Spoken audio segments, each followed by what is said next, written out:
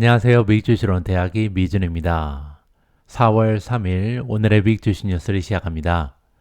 오늘도 변함없이 미국 주식 투자의 정석을 지키고 있는 미준에 오신 것을 환영합니다.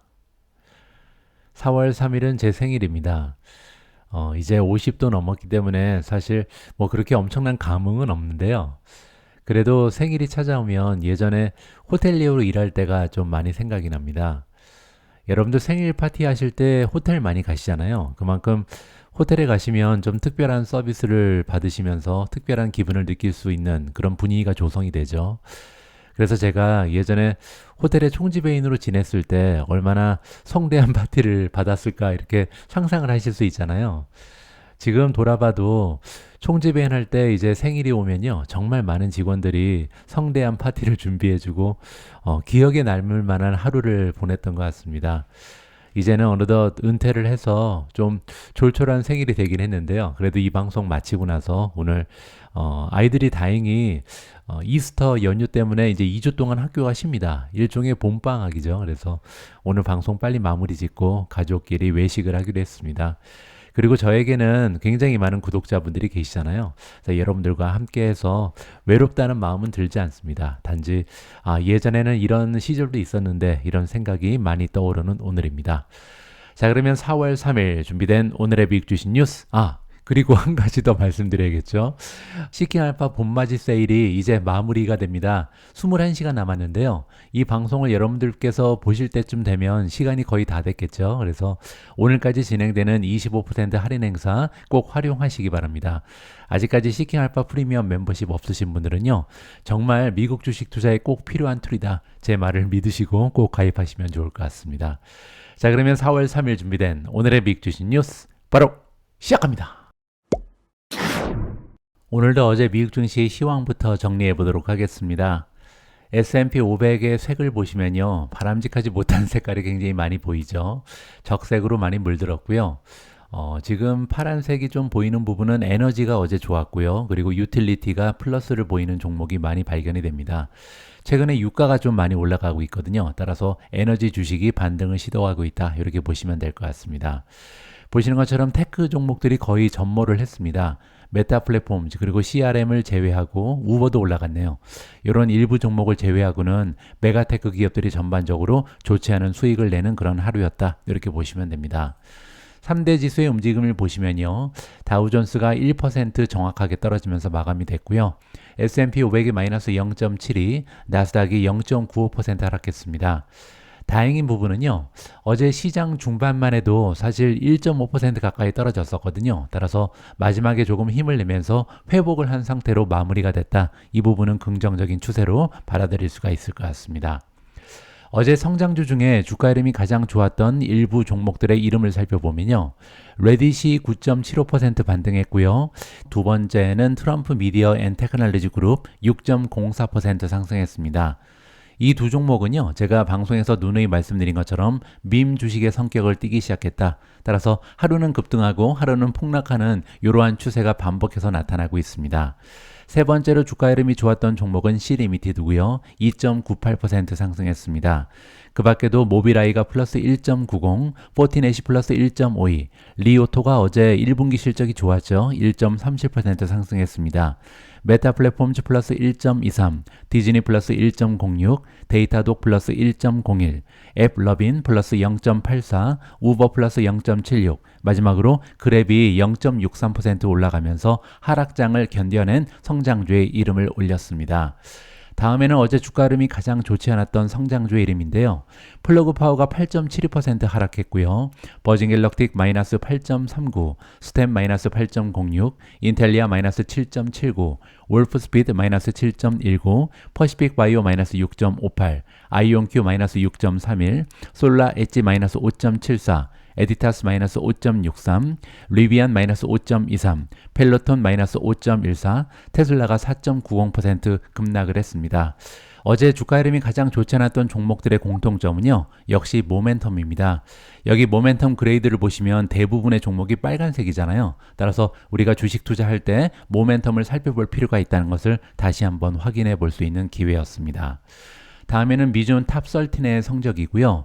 두 종목만 상승을 했습니다. 우버가 0.76%, CRM, 세일즈포스가 0.58% 상승을 했고요. 나머지는 다 빨간색이죠. 아마존이 마이너스 0.15, 비트코인이 추가적으로 떨어지면서 66,000달러까지 떨어졌습니다.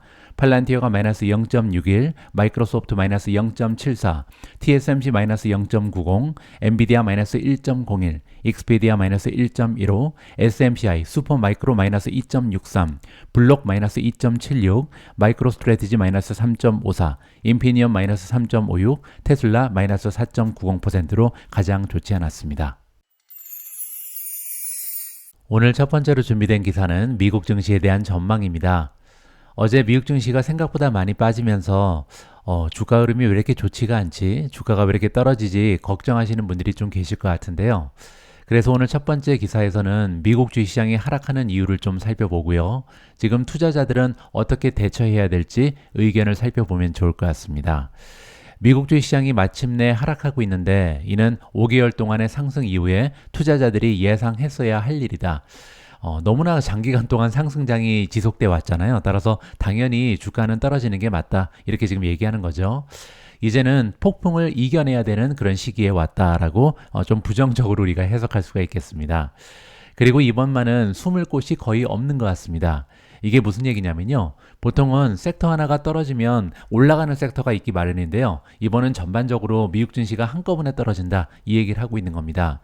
실제로 S&P 500 지수에서는 한 종목이 상승할 때 3개 종목이 하락을 했다. 따라서 어제 같은 경우는요. 500대 기업 중에 4분의 1은 올라가고요. 나머지 4분의 3은 떨어졌다. 이렇게 얘기하는 거죠. 따라서 떨어진 종목의 수가 너무나 많다. 따라서 숨을 곳이 없다. 이렇게 해석이 가능합니다. 이날 상승한 섹터는 에너지와 유틸리티 등 2개 업종뿐이다. 아까 제가 잠깐 설명드린 것처럼 에너지 같은 경우는 그나마 유가가 올라가고 있거든요. 따라서 에너지 종목은 버티고 있는데 나머지 섹터는 굉장히 좋지가 않다. 이렇게 보시면 되고요. 따라서 이번 하락장에는 로테이션이 없다는 특징을 발견할 수가 있습니다. 그만큼 굉장히 오랫동안 상승세가 이어졌기 때문에 전반적으로 하락한다. 이렇게 우리가 이해하면 좋을 것 같고요. 우리가 보통 빅스라고 부르는 공포지수는요. 11%나 상승하면서 15.1을 찍고 있습니다. 그렇게 되면요. 지난 3월 11월 이후에 최고치를 기록했다. 따라서 전반적으로 하락세가 발견된다. 이렇게 보시면 되겠죠. 어제 주가 하락의 원인이 있는데요. 바로 채권 금리의 상승입니다. 채권의 금리가 올라가면 주가가 떨어진다는 것은 여러분들 잘 알고 계시죠? 왜냐하면 채권은요, 안전자산이잖아요. 채권의 금리가 올라간다는 것은 위험을 감수하지 않고도 많은 수익을 낼 수 있다. 이렇게 이해가 가능하기 때문에 아무래도 주식시장의 매력이 떨어진다. 이렇게 이해하시면 됩니다. 10년 만기 국채 수익률은요, 화요일에 무려 4.39까지 올라갔다가 다시 4.373으로 하락했습니다. 하지만 그럼에도 불구하고 여전히 올해 들어서 가장 높은 수준이다라고 정리가 가능한데요. 2024년이 되면서 상당히 많은 분들께서 이제는 기준금리도 떨어질 것이 확실하니까 아무래도 채권의 금리도 떨어질 것이다. 따라서 채권에 투자하시는 분들이 많이 계셨는데요. 지금까지는 굉장히 어려운 상황이죠. 게다가 최근에 조용했던 채권 시장 변동성이 갑자기 다시 커졌습니다. 채권 시장에 빅스 버전이라는 게 있는데요. 그게 뭐냐면 무브 인덱스입니다. 이 무브 인덱스는요. 주식시장의 빅스랑 같은 역할을 한다. 공포지수다. 채권 시장의 공포지수다. 이렇게 보시면 되고요. 이거 역시도 월요일에 9%나 상승을 하면서 1월 2일 이후에 가장 큰 폭으로 올랐다라고 합니다. 주식시장은요, 채권의 금리 변동성을 원하지 않습니다. 22V 리서치에 따르면요, 역사적으로 주식과 채권 시장의 변동성은 밀접한 관계가 있다고 합니다. 현재 무브 인덱스가 어디에 있는지를 고려할 때 빅스는 더 높아질 가능성도 있다. 따라서 추가적인 하락이 가능하다라고 얘기하는 거죠.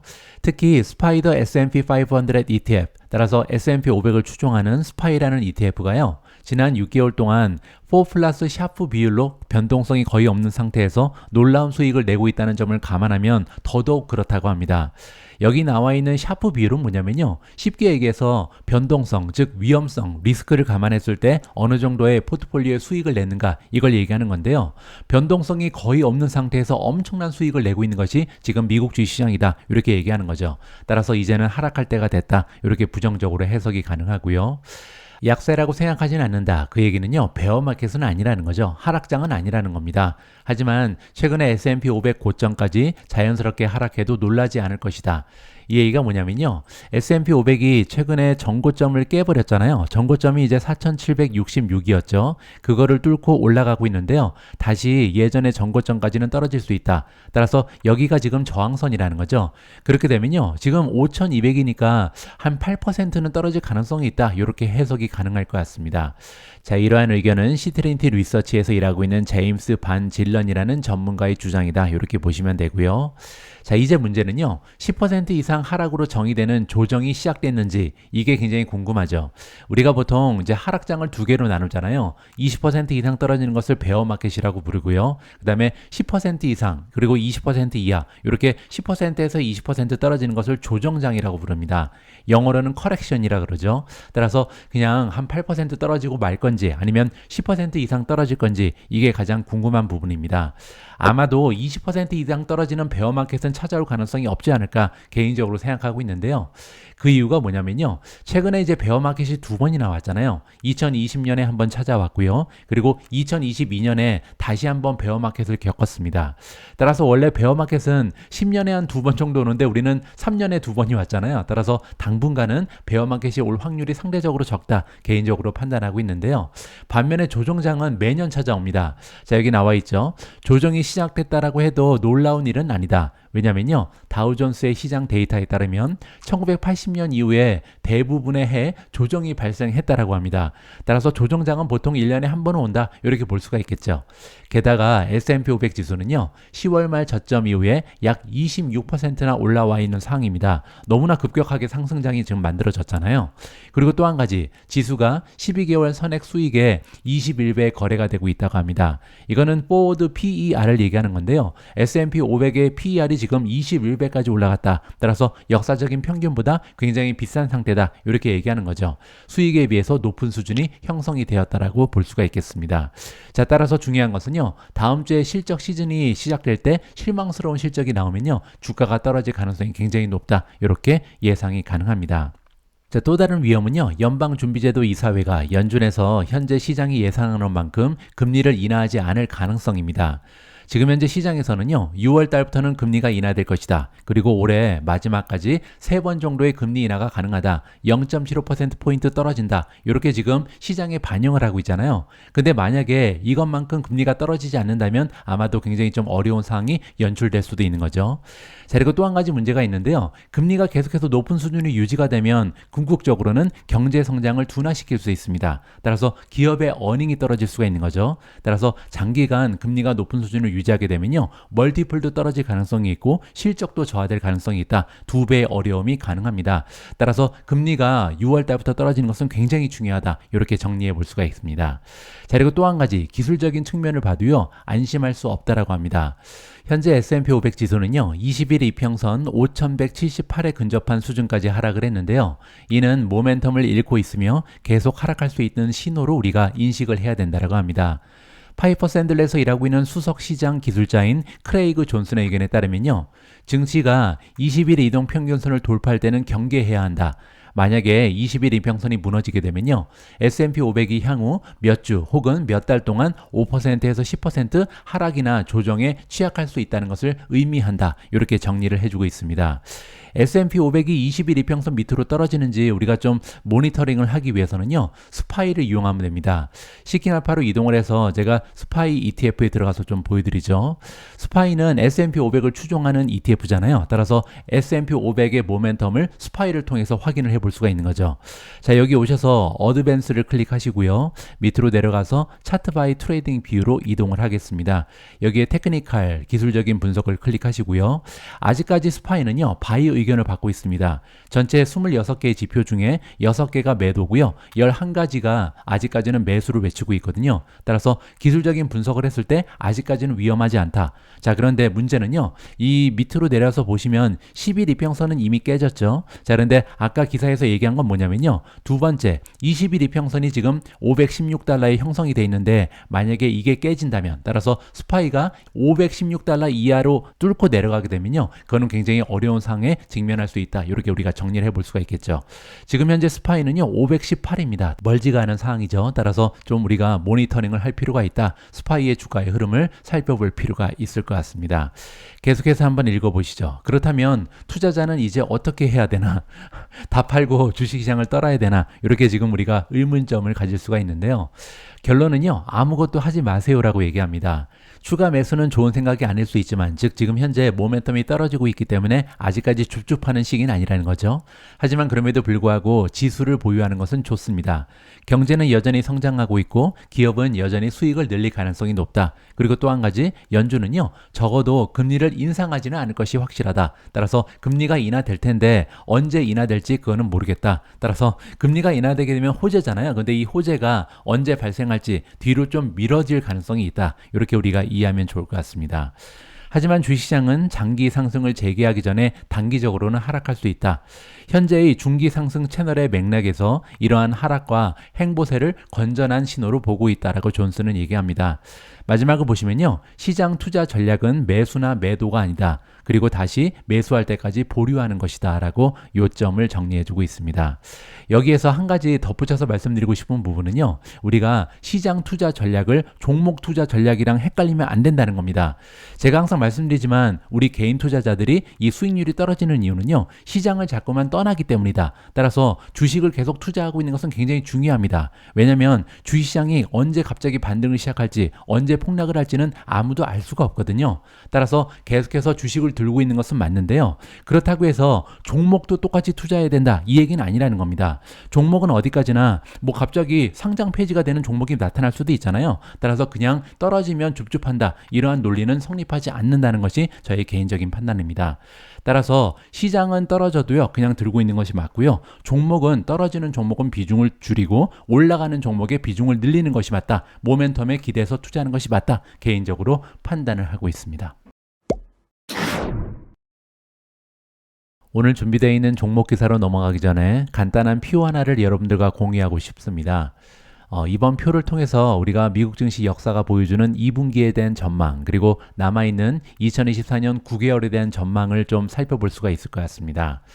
제가 미중 방송을 통해서 가끔씩 미국 증시의 역사, 통계적인 사실을 여러분들과 공유를 자주 해드리잖아요. 그 이유는 당연합니다. 왜냐면요. 우리가 미국 주식에 투자하고 있는데 주식 투자는요. 어차피 미래에 투자하는 겁니다. 따라서 알 수가 없는 것에 대한 투자잖아요. 자, 이렇게 알 수 없는 거에 대해서 투자할 때는요. 가장 중요한 것은 확률입니다. 어차피 어디로 갈지 모르기 때문에 확률이 높은 쪽을 찾아서 투자하는 것이 현명하죠.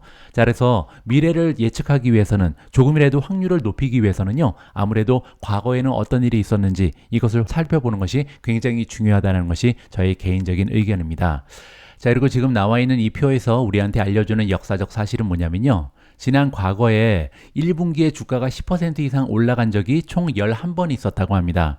여러분들 잘 알고 계신 것처럼 2024년 1분기에는요. S&P 500의 주가가 무려 10.79%나 급상승을 했습니다. 그리고 이거는요. 미국 주식 역사상 굉장히 드문 일이었죠. 11번 그런 일이 있었다. 이렇게 볼 수가 있는데요. 그리고 나서 이렇게 11번 정도 S&P 500이 10% 이상 급등한 이후에 과연 2분기의 수익률은 어땠고 또 남아있는 9개월의 수익률은 어땠는지 예전의 통계를 좀 살펴보면 좋을 것 같습니다. 자, 일단 2분기부터 보시면요. 평균적인 수익률은 2.7이었고요. 미디언, 중간치는 2.4였습니다. 따라서 중간치도 그렇고 평균 수익도 그렇게 나쁘지가 않죠. 그리고 밑에 있는 72.7%는 뭐냐면요. 과연 11번 중에서 주가가 올라갈 확률이 어떻게 되는가? 72.7%. 이 부분도 나쁘지가 않았습니다. 자, 그리고 남아있는 9개월의 통계는 더 좋습니다. 여기 에버리지를 보시면 6.5%고요. 중간치는 8.2%입니다. 따라서 지금 10% 이상 1분기에 주가가 올라간 이후에 남아있는 9개월 동안 평균적으로 미국 증시는 6.5% 추가적인 상승을 만들어냈고요. 중간치는 무려 8.2%나 된다. 이렇게 정리가 가능하겠죠. 자, 그리고 한 가지 더 고무적인 부분은요. 11번 중에 한 번을 제외한 10번은요. 주가가 상승을 했습니다. 따라서 남아있는 9개월 동안 지금 현재 수준에서 S&P 500이 추가적으로 상승할 확률이 90%가 넘어간다. 거의 91% 정도 된다. 이렇게 우리가 의미 있는 수치를 살펴볼 수가 있는 거죠. 자, 물론 과거에 일어난 일이 미래에도 반복된다는 보장은 없습니다. 하지만 그럼에도 불구하고 아까 말씀드린 것처럼 주식 투자는요, 어차피 확률에 투자하는 것이다. 이 부분을 기억할 필요가 있을 것 같습니다. 다음에는 어제 1분기 판매 실적을 발표한 테슬라 이야기를 좀 해야 될 것 같은데요. 개인적으로는 최근에 테슬라 얘기하기가 좀 불편하고 굉장히 좀 꺼려집니다. 아무래도 부정적인 댓글이 자주 달리기 때문인데요. 저의 개인적인 의견을 그냥 공유해 드리는 거다. 그리고 저 역시도요, 사명감을 가지고 하는 일이거든요. 어제 같은 경우도 테슬라의 1분기 판매 보고 실적이 발표되자마자 대한민국에서 가장 빨리 공유하고 싶다는 욕심으로 미준 속보를 보내드렸는데요. 뭐 제가 신나서 올련다, 뭐 테슬라가 주가가 떨어지니까 미준이 신났다, 이런 식으로 비꼬는 분들이 많이 계십니다. 저는 아직까지도 테슬라 주식을 들고 있고요. 어떤 정신 나간 사람이 들고 있는 주식의 주가가 떨어지는데 기분이 좋아서 신이 나겠습니까? 저 여러분들 좀 이상한 생각을 하지 않으셨으면 좋겠다라고 개인적으로 바람을 가지고 있습니다. 하지만 아직까지도 계속해서 미주은에서는요, 테슬라의 부정적인 뉴스를 보내드리고 있는 이유가 있는데요. 상당히 많은 분들께서 테슬라에 투자를 하고 계시기 때문입니다. 그리고 지금 현재 유튜브 상에도 그렇고요. 정말 많은 전문가들이 테슬라의 주가가 떨어지는 걸 보고 줍줍을 해야 된다. 지금 매수를 해야 된다. 강추한다. 이런 어떻게 보면 무책임한 컨텐츠가 넘쳐나거든요. 제가 개인적으로 봤을 때 테슬라에 대해서 지금 전망이 굉장히 좋지가 않고요. 모멘텀도 떨어져 있는데 저라도 좀 목소리를 내야겠다. 왜냐하면 저 역시도 테슬라에 대해서 미래 가치를 굉장히 높게 보잖아요. 하지만 지금 현재 발생하는 일은요. 너무나 부정적입니다. 따라서 항상 말씀드리지만 주가가 바닥을 찍고 드디어 상승 추세가 나타날 때 그때 투자해도 늦지 않다. 이런 메시지를 계속해서 반복해서 보내드리고 싶다라는 욕심을 가지고 있습니다. 자, 오늘도 테슬라 관련된 기사 하나를 보내드릴 거고요. 긍정적인 소식은 아닙니다. 일론 머스크가 이끄는 이 자동차 제조업체는요. 올해 첫 3개월 동안 38만 6,810대의 차량만 인도하면서 블룸버그의 평균 예상치를 7년 동안의 데이터에서 가장 큰 폭으로 하회했다라고 나와 있습니다.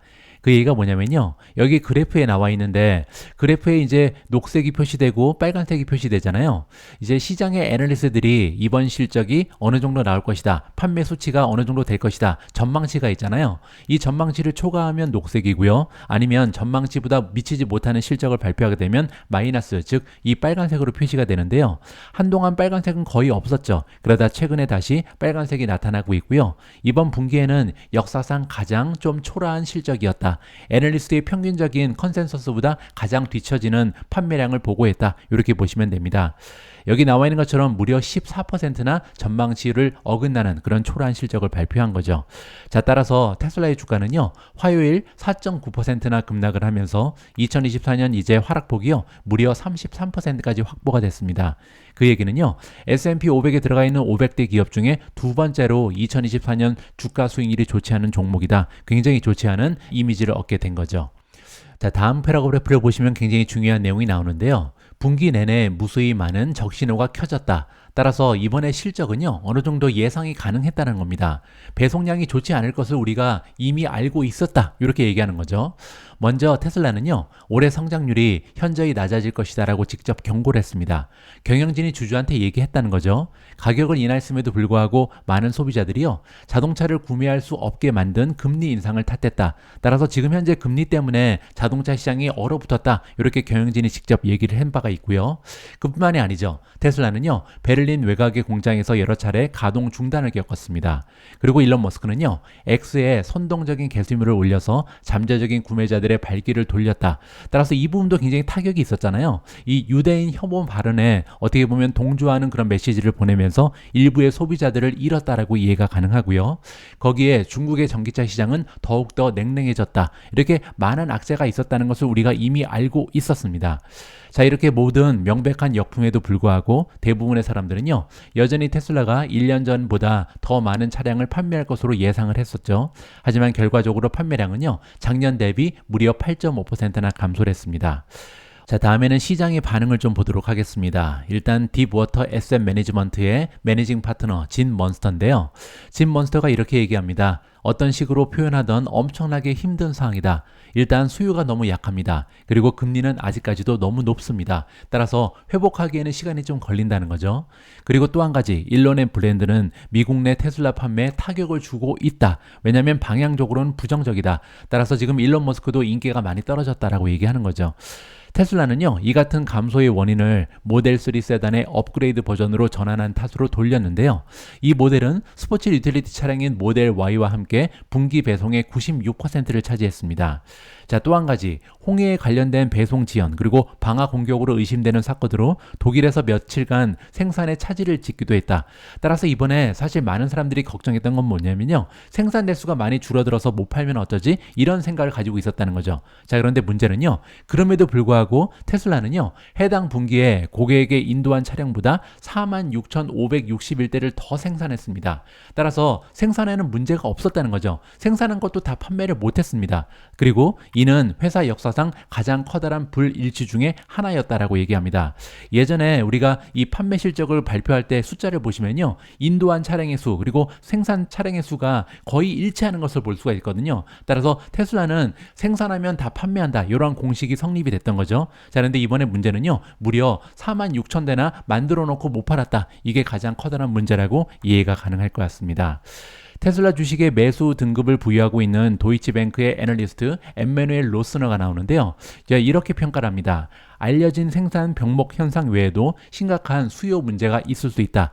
따라서 지금까지는 생산 문제만 우리가 집중을 하고 있었는데 지금 수요, 안 팔리는 게 문제다라고 얘기를 하는 거죠. 그는 자동차 제조업체의 배송량 보고를 앞두고 불과 2주 남짓한 기간 동안 배송 예상치를 2번이나 낮춘 바가 있는데요. 여전히 회사의 판매량을 24,000대 이상 과대평가했다라고 정리가 나옵니다. 자, 여기 그래프가 하나 더 나오는데요. 이 그래프는 뭐냐면 지금까지 분기별로 테슬라가 배송량을 표시한 겁니다. 보시는 것처럼 2019년부터 2024년 5년간 지속적으로 상승하는 추세를 보여줬죠. 자, 그런데 여기서 문제는 뭐냐면요, 지난해 1년 전에 비해서 마이너스를 보인 것은요, 2020년 2분기 이후에 처음 있는 일입니다. 따라서 좀처럼 발생하지 않았던 일이 발생하면서 지금 현재 테슬라가 얼마나 어려운 시기를 겪고 있는가를 우리가 직접 확인을 해볼 수가 있었다, 이렇게 보시면 되고요. 자, 어쨌든 이번에 굉장히 실망스러운 배송량을 보고를 했는데요. 두 가지 문제로 우리가 생각을 해봐야 될 것 같습니다. 현재 테슬라의 실적이 굉장히 좋지 않은 이유는요, 딱 두 가지죠. 첫 번째는 전기차 시장이 굉장히 안 좋다. 두 번째는요, 경쟁이 심화되고 있다. 따라서 이 두 가지를 타파할 수 있는 계기가 마련되지 않으면요, 이러한 추세는 계속해서 장기화될 가능성이 높습니다. 자, 이 두 가지를 다 넘어설 수 있기 위해서는요, 역시 저가형 자동차가 보급이 돼야 됩니다. 자, 일단 시장에 수요가 없잖아요. 시장에 수요가 없다는 것은 그만큼 내연기관이라든지 하이브리드 차를 선호하는 사람들이 많이 생겼다는 거고요. 금리가 너무 높기 때문에 비싼 차를 살 수 없다는 거죠. 따라서 저가형 자동차가 나와야만 돌파구가 마련된다, 이렇게 볼 수가 있는 거고요. 저가형 자동차는 또한 경쟁을 이겨낼 수 있는 힘을 부여합니다. 지금 현재 중국 차를 비롯해서 너무나 많은 신규 자동차가 등장하고 있잖아요. 전기 자동차는요, 어떻게 보면 일종의 전자제품이잖아요. 따라서 나온 지 3년, 5년, 10년 이렇게 구닥다리 제품을 사고 싶은 사람은 당연히 떨어질 수밖에 없죠. 따라서 이러한 점을 생각해 봤을 때 경쟁을 이기기 위해서도요, 반드시 저가형 자동차가 나와야 된다, 이렇게 정리가 가능합니다. 따라서 이번에 이 테슬라의 총체적인 난은요, 결국은 저가형 자동차가 출시되면서 마무리가 될 것이다, 개인적으로 기다리고 있습니다. 다음에는 TSMC 얘기를 좀 해야 될 것 같습니다. 여러분들 아마 미디어를 통해서 알고 계실 텐데요. 대만에 25년 만에 최악의 지진이 발생을 했습니다. 굉장히 안타까운 일이고요. 아무래도 사상자까지 발생하고 있기 때문에 굉장히 어려운 상황이 대만에 일어나고 있는 것 같습니다. 자, 어쨌든 투자자 입장에서는요, 반도체 공급망에 비상이 걸릴 수도 있다, 이러한 우려를 자아낼 수 있는데요. 자세한 내용을 한번 살펴보시죠. 최소 25년 만에 가장 강력한 지진이 대만을 강타하면서 글로벌 공급망에도 압박이 가해졌습니다. 대만은요, 칩 제조업체 TSMC 생산량의 90%를 차지합니다. 공장은 대부분 진앙지와 반대편 해안에 있지만 글로벌 기업의 칩을 생산하는 데 필수적인 취약한 장비로 가득 차 있다. 따라서 어느 정도 지금 이 데미지가 있는지는 우리가 파악할 수가 없다는 거죠. TSMC는 일부 제조 공장을 대피시켰으며 안전 시스템이 정상적으로 작동하고 있다고 밝힌 바가 있습니다. 따라서 아직까지는 커다란 피해를 TSMC는 받지 않았다. 이렇게 우리가 기대해 볼 수가 있는 거고요. 이번 지진으로 4명이 사망하고 동부 화롄현에 건물이 무너졌으며 여진이 오전 내내 타이페이를 뒤흔들면서 상하이에서도 여진이 감지되고 있는 상황이라고 합니다. 따라서 추가적인 피해가 없었으면 하는 바람을 가져보고요. 칩파운드리의 심각한 피해는요, 전 세계로 파급되어 대만의 생산량에 대한 의존도를 줄이기 위해 국내 생산을 장려하는 조 바이든 미국 대통령의 전략의 시급성을 강조할 것이다. 따라서 지금 계속해서 미국 정부는요, 이 칩파운드리를 미국 내로 옮기기 위해서 많은 노력을 하고 있었는데 이게 정말로 필요하다는 것을 다시 한번 우리가 확인을 해볼 수 있는 기회였다는 거죠. 전 세계 위탁칩 제조의 60% 이상을 점유하고 첨단 반도체 파운드리 시장을 독점하고 있는 TSMC의 주가는요, 화요일 거래에서 1.4% 소폭으로 하락하는 데 그쳤습니다. 자, 그리고 애플의 공급업체 폭스콘도 지금 2% 이상 하락을 했고요. 폭스콘 역시도 대만 기업이죠. 따라서 애플 역시도 간접적으로는 피해주가 될 수 있다. 자, 그리고 또 한 가지는 뭐냐면요, TSMC가 만약에 타격을 받을 정도로 굉장히 피해가 심했다. 그렇게 되면요, 대부분의 반도체 종목 역시도 추가적인 하락을 우리가 좀 예상해 볼 수가 있겠다. 따라서 반도체 공급망 전체적으로 비상이 걸린 상태다. 이렇게 정리가 가능합니다. 이번 뉴스를 접하면서 다시 한번 느껴지는 점은 뭐냐면요, 역시 한두 종목에 몰빵을 해서는 안 된다. 왜냐면요, 주식 투자는 아까 말씀드린 것처럼 우리가 알 수 없는 미래에 투자하는 거잖아요. 그리고 미래에는요, 우리가 전혀 상상하지 못한 이런 일들이 일어나기 마련입니다. 블랙스완이라고 부르는 거죠. 따라서 이러한 리스크를 최소화하기 위해서는요, 여러 가지 종목에 분산 투자하는 것이 정말 중요하다는 것을 다시 한번 우리가 실감할 수 있는 기회였습니다. 여러분들 혹시 일론 머스크의 스페이스X 그리고 오픈 AI에 투자를 진행하고 계신지 모르겠습니다. 아직까지 이런 기업에 대한 지분이 없으신 분들은요, 이번 기사에 관심을 가지고 한번 보시면 좋을 것 같고요. 최근 들어서 프리-IPO 스타트업 주식 투자에 대한 관심이 높아지고 있습니다. 그럴 만한 이유가 있는데요. 비상장 스타트업은 상장 기업과 비교할 수 없는 부를 창출할 수 있는 잠재력을 제공하기 때문입니다. 자, 그게 무슨 얘기냐면요, 역사적으로 봤을 때 IPO를 진행한 기업의 벤처 라운드에 참여한 투자자들은요, 연평균 50%에서 100%의 수익을 얻었습니다. 따라서 상장되기 전에 엄청난 투자 기회가 있다는 거죠. 자, 근데 문제는요, 첫 공개 거래일 IPO가 되고 나서 주식을 매입한 우리 같은 평범한 투자자 같은 경우는요, 평균 수익률이 거의 제로에 가깝고요, 마이너스가 되는 경우도 굉장히 많다. 따라서 이렇게 대부분의 좋은 투자 기회는 상장 전에 다 마무리가 된다. 이렇게 부정적으로 해석이 가능한 거죠. 실제로 여러 혁신 기업의 예가 제시되고 있는데요. 일단 에어비앤비 같은 경우는 IPO 이전에 174.6%가 상승을 했고요. 그리고 나서 상장하고 나서 마이너스 1.3%입니다. 도어대시 역시도 상장 전에는 플러스 127%, 상장 후에는 마이너스 42.7%, 스노우플레이크는요, 상장 전에 무려 400% 이상 상승을 했고요. 상장 이후에는 마이너스 20%라는 초라한 성적을 제시하고 있습니다. 자, 그리고 지금 현재 가장 뜨거운 비상장 기업들의 이름이 등장합니다. 몇 년 전 같았으면 스페이스X, 스트라이프, 그리고 오픈 AI 같이 세상을 바꾸는 기업들은요, 지금쯤 이미 상장이 되어 있을 것이다.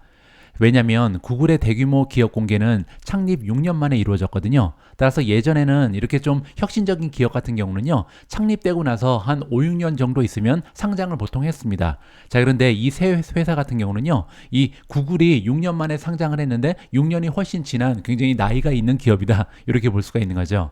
자, 하지만 이런 기업들이 더 오랫동안 비공개로 유지되면서 우리 같은 일반 투자자들은요, 기본적으로 벤처 지원 스타트업에 대한 접근성을 잃었다라고 볼 수가 있습니다.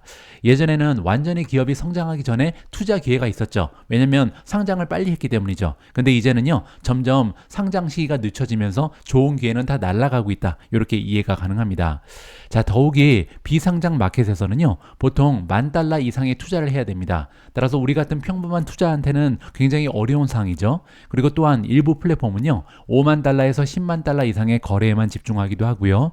또한 수요가 많은 일부 투자, 예를 들어서 스페이스X 같은 경우는요, 최대 100만 달러에 이르는 맞춤형 최소 금액이 지정될 수 있다라고 합니다.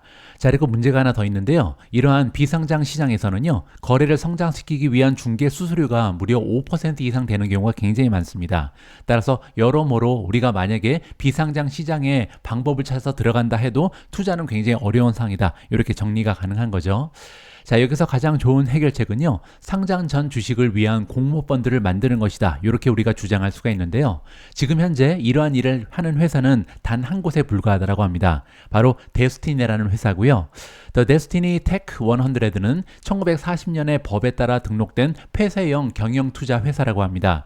그리고 이 회사는요, 최고의 벤처 지원 민간 기술 기업 100곳의 포트폴리오에 투자하면서 일반 투자자들이 이러한 민간 시장 선도 기업에 처음으로 접근할 수 있는 기회를 제공하기 시작했습니다. 바로 일주일 전에 시작했는데요.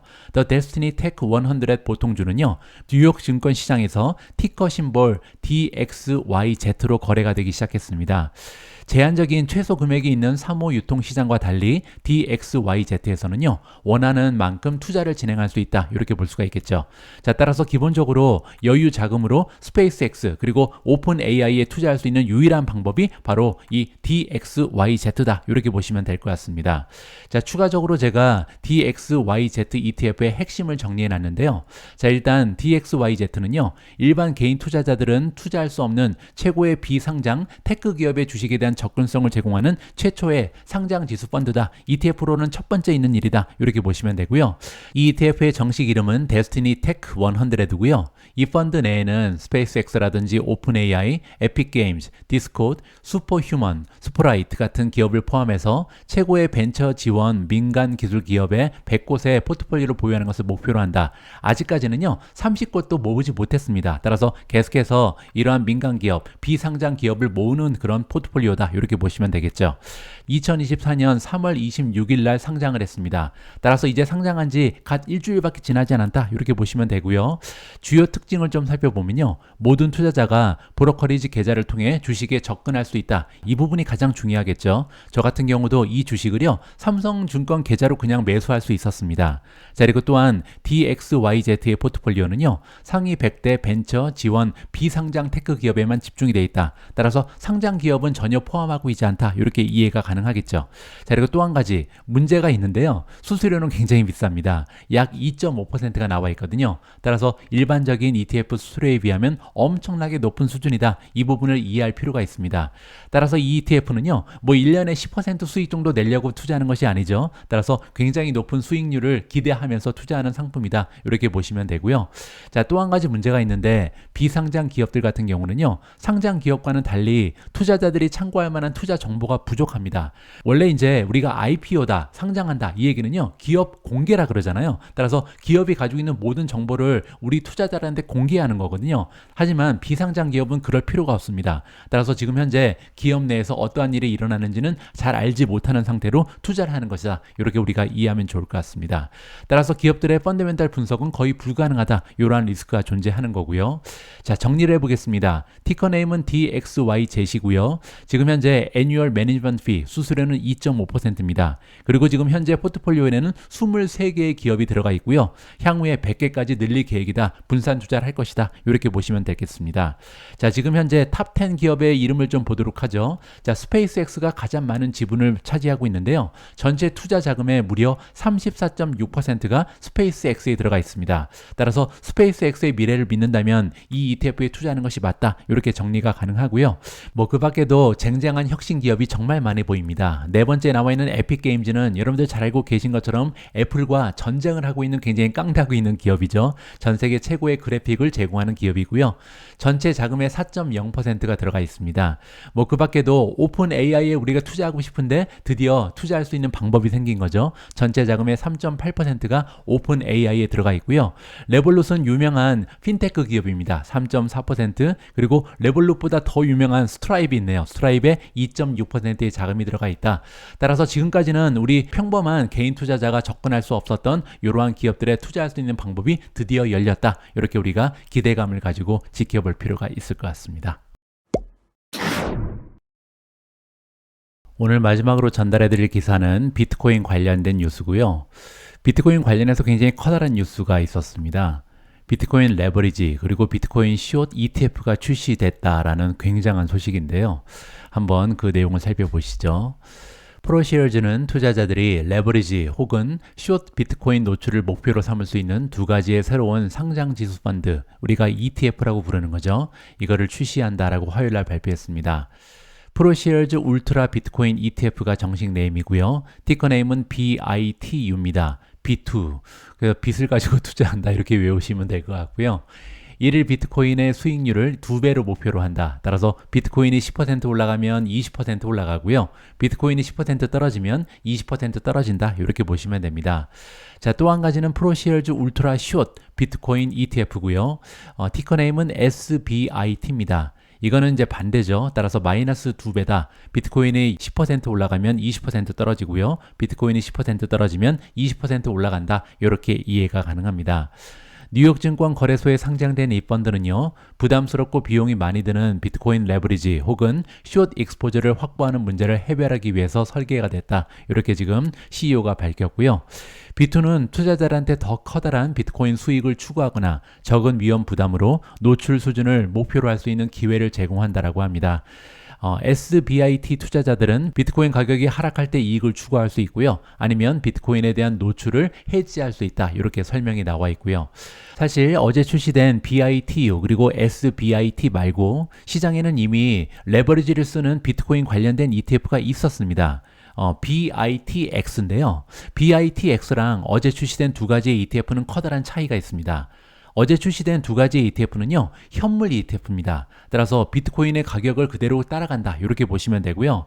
그 전에 많은 투자자들이 투자하고 있었던 BITX 같은 경우는요, 선물에 투자하는 거거든요. 물론 이제 선물과 현물이 비슷한 가격의 변동에 따라갈 가능성은 있습니다. 하지만 한 가지 커다란 차이점이 있는데요. 선물은 청산당할 가능성이 있죠.